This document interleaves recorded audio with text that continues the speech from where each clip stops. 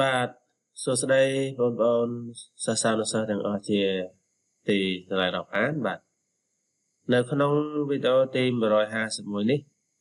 ខ្ញុំបាទសូមលើកយកពាក្យសូដូចឬក៏សត្វស័ព្ទនៅក្នុងភាសាខ្មែរតកតងទៅនឹងពាក្យព្រិចបាទដូចសពមួយដងដែរបាទគឺរៀងរាល់វេលាថ្មនេះ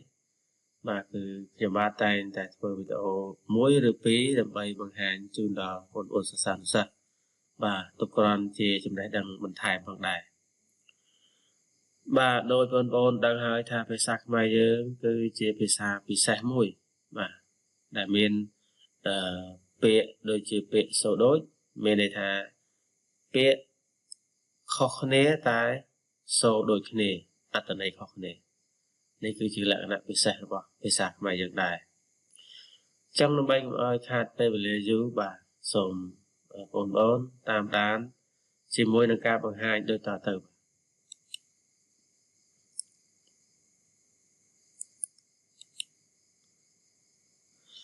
បាទចំពោះពាក្យទី1បាទគឺព្រិចដែលសរសេរពោចង្រោស្អេកនឹងចនេះឋានៈពាក្យជាកិរិយាសព្ទមានន័យថា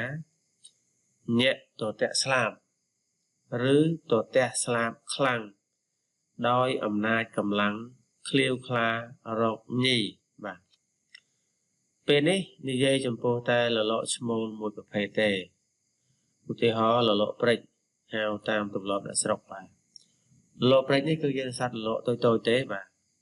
អញ្ចឹងពាក្យទី1នេះប្រើសម្ដៅតែចំពោះសត្វលលក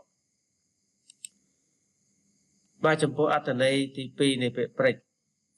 គឺថ្នាក់ពាក្យជានាមមានន័យថាឈ្មោះរុក្ខជាតិព្រៃមួយប្រភេទស្លឹកប្រើជាបន្លែអ្នកស្រុកខ្លះហៅថាព្រិចបាទអញ្ចឹងអត្ថន័យទី2នេះគឺជាឈ្មោះរុក្ខជាតិដែលគេយកស្លឹកជាបន្លែបានបាទគឺព្រិចបាទ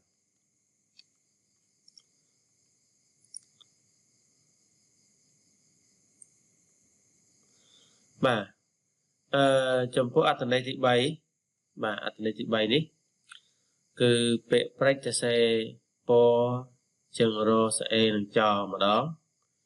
យើងអានថាព្រិចដែរឋានៈពាក្យជាកិរិយាសព្ទមានន័យថាពេលនឹងក្បាលចននឹងជើងចាក់នឹងភ្លុកដោយពេញកម្លាំងប្រើចំពោះតែសត្វដំរីអញ្ចឹងពាក្យនេះប្រើចំពោះតែសត្វដំរីទេបាទឧទាហរណ៍ដំរីព្រិចដើមឈើមនុស្សស្លាប់នឹងដំរីព្រិចបាទ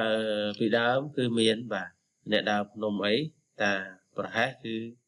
ប្រកាសជាត្រូវដំរីជន់ហើយឬក៏ហៅថាដំរីព្រិចបាទបងប្អូនស្លាប់ស្ដាប់រឿងផ្កាសពូនបាទគឺវគ្គមួយដែលប៊ុនធឿននិងបាទមនុស្សម្នាអ្នកភូមិជាច្រើនទៀតគាត់ទៅព្រៃបាទទៅព្រៃដើម្បីរកឃ្មុំនោះហើយថ្ងៃមួយគឺស្នាក់នៅនឹងក្រោមដើមឈើធំបាទក្រោមដើមឈើធំនៅឯក្នុងព្រៃនោះគឺមានសត្វដំរីមកបាទដំរីមកនោះគឺមានដេញព្រិចមនុស្សជន់ចានជន់ឆ្នាំងហើយតែអត់មានអ្នករបួសអ្នកស្លាប់អីទេអានេះអត្ថន័យនៅក្នុងរឿងការសពូនណាក៏មានតកតងនឹងដំរីព្រិចមនុស្សនេះដែរបាទចំពោះអត្ថន័យទី4ពាក្យព្រិចនេះថ្នាក់ពាក្យជានាមមានន័យថាឈ្មោះឫស្សីមួយពួកដើមតូចស្លឹកអត់ច្រើនដុះតាមដងព្រៃបាទនេះគឺឫស្សីព្រិចបាទឫស្សីព្រិចហ្នឹងគឺ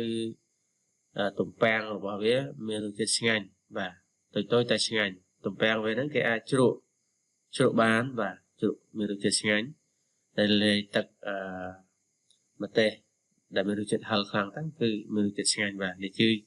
ជាទំពាំងព្រិចឧទាហរណ៍កុំព្រិចរបស់ព្រិចកាត់ព្រិចធ្វើអំបោសបាទអញ្ចឹងបើយើងកាត់ព្រិចធ្វើអំបោសមានន័យថាដើមព្រិចនេះតូចទេបាទប៉ុន្តែម្រាមដៃជួនកាលបាទចំពោះវីដេអូតកតងទៅនឹងពាក្យសូដូចនឹងពាក្យព្រិចទៅពេលនេះបាទសូមបញ្ចប់តែប៉ុណ្ណេះហើយលោកគ្រូសូមជូនពរបងប្អូនទាំងអស់បាទ ជោគជ័យក្នុងការសិក្សាផងដែរបាទសូមអរគុណជួបគ្នានៅវីដេអូក្រោយទៀតបាទ